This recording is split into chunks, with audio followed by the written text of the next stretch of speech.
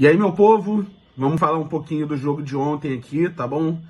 Eliminação do campeão da América em Quito, LDU 2, Botafogo 0, jogo na altitude, jogo complicado fisicamente, né? Jogo trincado, jogo de Libertadores mesmo ontem.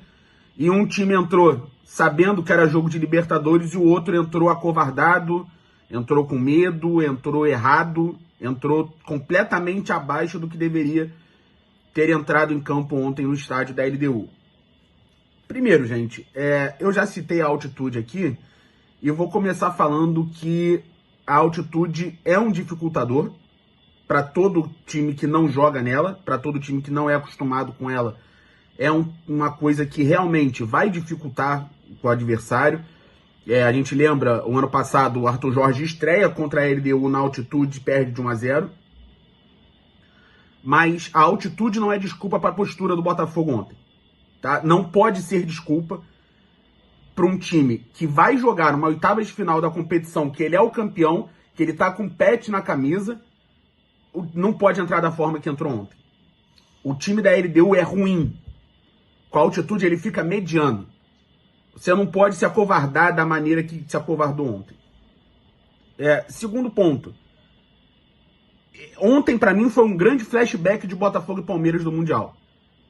Daquela invenção bizarra do Renato Paiva com 3 volantes naquele jogo com o Palmeiras. Ontem, para mim, o David fez a mesma invenção bizarra de entrar com 3 volantes.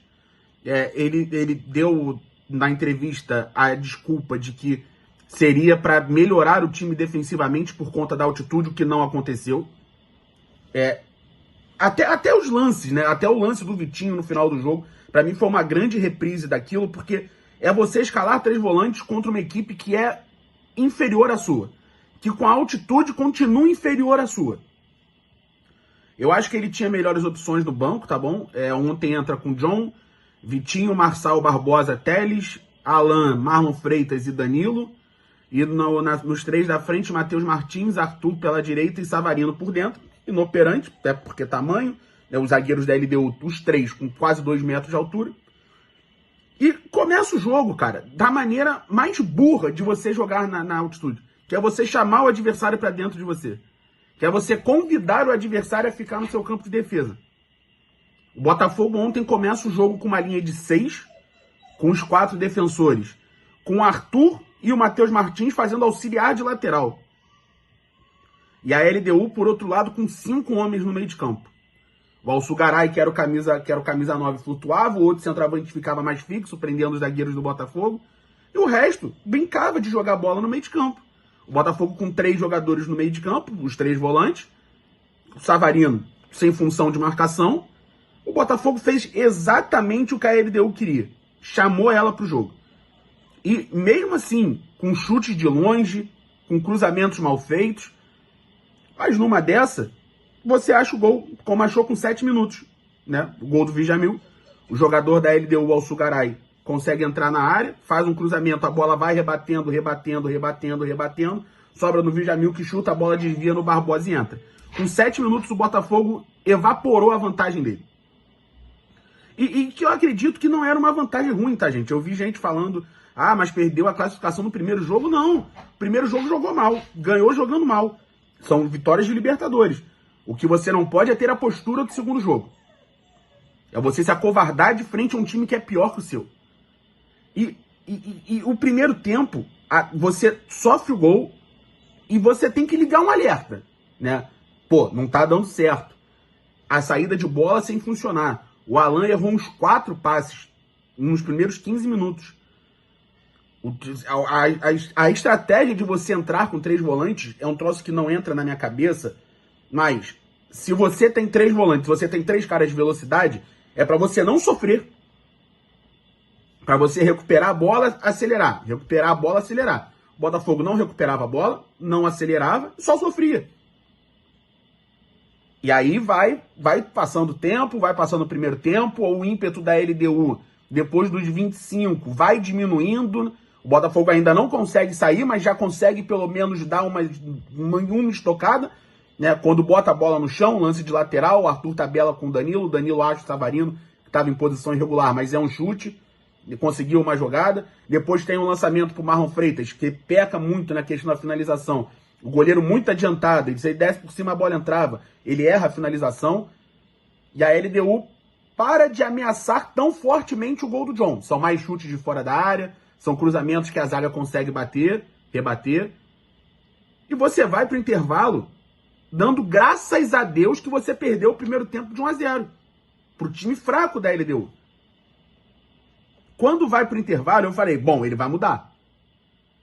Eu acho que ele volta com o Montoro e com o Correia, que pra mim já eram pra ter saído jogando.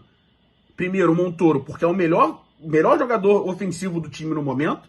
É o cara que prende a bola, que consegue ficar um tempo com a bola no pé, que acha uma jogada. O Correia eu entraria pela estatura, porque num jogo como contra a LDU, você tem que ter uma bola longa, você tem que ter um cara que pelo menos segure um pouco a bola, consiga brigar com os zagueiros, sofra uma falta, que faça o time sair um pouco, já que o Arthur Cabral não tinha condição para 45 minutos, como ele próprio disse, o David Ancelotti disse que ele não aguentava 45, bota o Correia.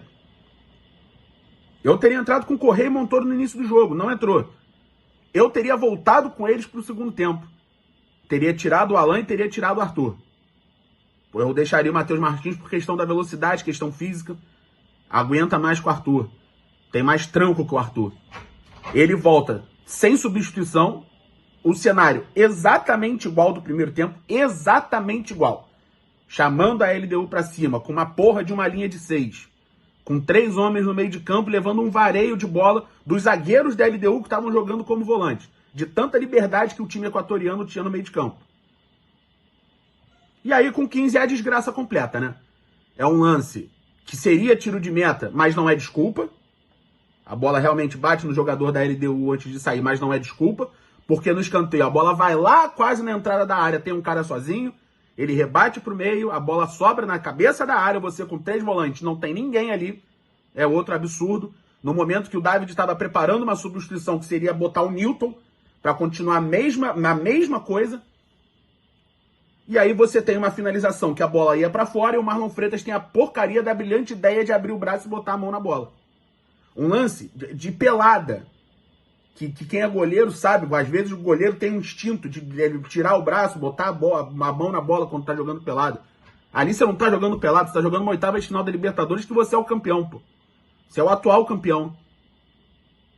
E ele ainda tem a cara de pau de reclamar com o Facundo Telho. Falando que o braço dele tava colado. Ele, claramente, a imagem, ele tira o braço dele tava colado, ele tira o braço do corpo para encostar na bola. E aí o pênalti batido pelo Alçugaray, faz o 2-0. E aí eu pensei, bom, agora ele vai ser obrigado a botar o Montoro, o Cabral e o Correia. Ele botou o Newton. Ele tira o Alan para botar o Newton. Isso eram 15 do segundo tempo já. E ele tira o Marlon para botar o Arthur Cabral. Para mim, outro erro de leitura de jogo.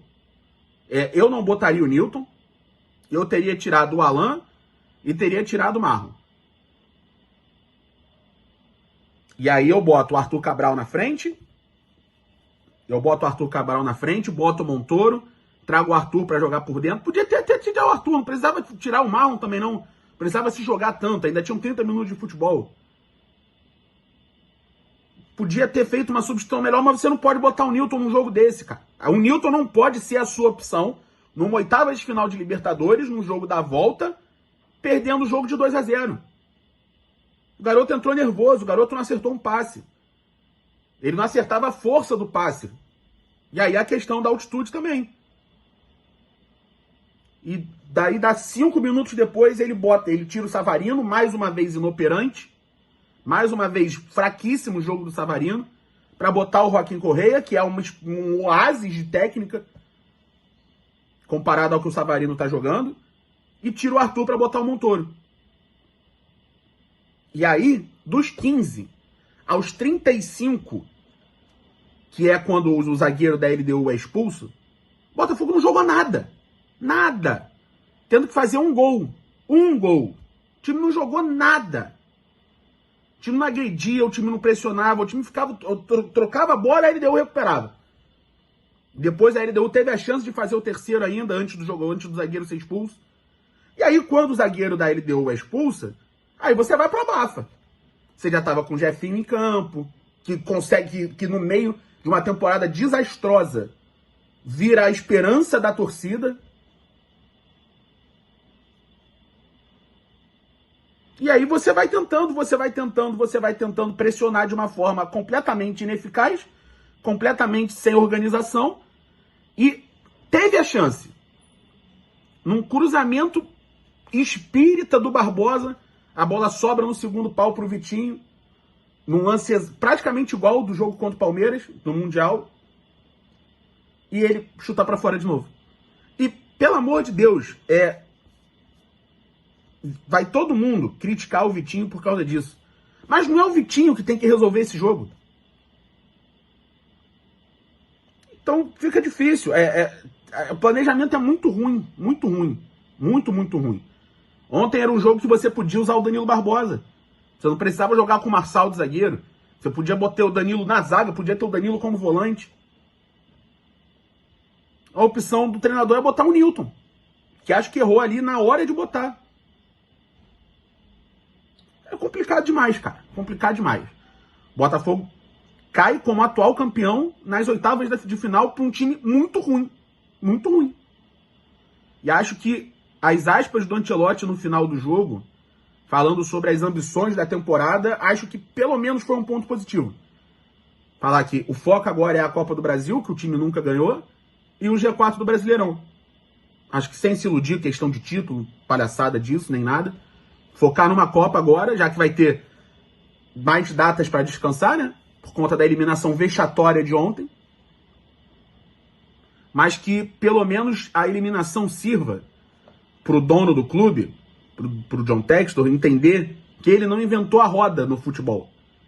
Que o futebol não começa em abril. No caso do Botafogo, o futebol começou em julho. Porque ficou o início do ano inteiro sem técnico. Ele contrata o possante Renato Paiva, joga mais tempo ainda fora, e depois contrata um treinador que, pra mim, é o melhor da temporada no Botafogo até agora. É o que tem um trabalhozinho, pelo menos, aceitável. Acho que o trabalho tá muito no início, pra gente julgar se é bom ou se é ruim. Eu já vi atuações desse time muito boas e já vi atuações desse time tenebrosas. Acho que com o elenco certo, com a volta dos jogadores que estão machucados, acho que ele ainda pode melhorar bastante esse time do Botafogo. E é isso, meu povo. Agora é focar na Copa do Brasil, focar no Campeonato Brasileiro. E vamos em frente. Quero pedir você que está assistindo o vídeo até agora, deixar o seu like, comentar se você concorda, comentar o que você achou do jogo. E se inscrever aqui no canal também, né? A gente está com a meta de chegar aos 500 inscritos. Está com 450 e pouquinho já, está crescendo rápido, graças a Deus. Seguir a gente também nas outras redes sociais, tá bom? Lá no Instagram, que tá saindo vídeo curto, tá saindo notícia. No nosso TikTok também, os arrobas estão sempre aqui embaixo para você poder ir lá e ficar acompanhando o trabalho do canal do Castilho. É isso, meu povo. Tamo junto. Um abraço. Até a próxima.